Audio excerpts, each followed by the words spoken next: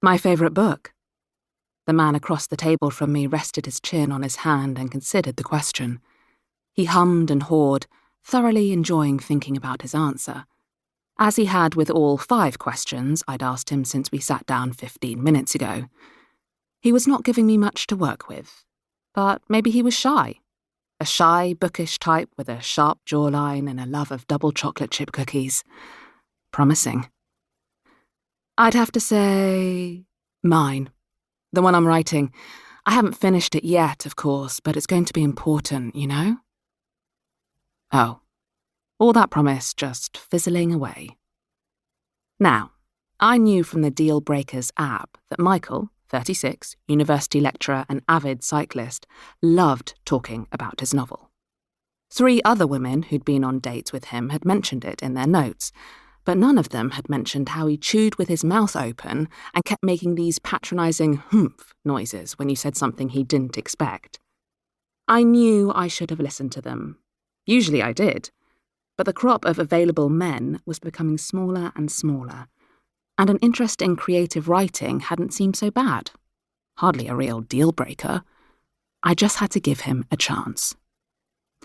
"Oh, wow," I said dutifully, sipping at my wine and wondering why, even with the world's smartest tech at my fingertips, I couldn't meet someone who fitted my criteria. I tapped my feet on the sticky floor of the Dragon and Treasure, weirdly comforted by its consistency. Was my favourite pub a little rough round the edges? Sure. But it had 2 things I loved. An easily accessible exit, and my best friend, smirking at me from behind the bar as she watched me bolster myself in the face of disappointment. Oh, also the burgers were good. As Michael started to explain in minute detail the intricacies of his novel, I let the comforting background noise of the pub wash over me. I noticed a young couple standing at the bar, his hand in the back pocket of her jeans. I smiled faintly at old Reggie, who always sat in the corner by the fake fireplace, drinking his pint of bitter. Was it polite to ignore Michael and his apparent creative genius? No.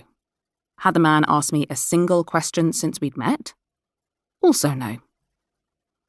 Some people date because they like dating, but it was hard to imagine that those people were not A, young, B, bored, and C, in want of a free meal. I was not dating for fun. I was 30 years old and I was behind schedule. I had set criteria, a timeline, and places to be.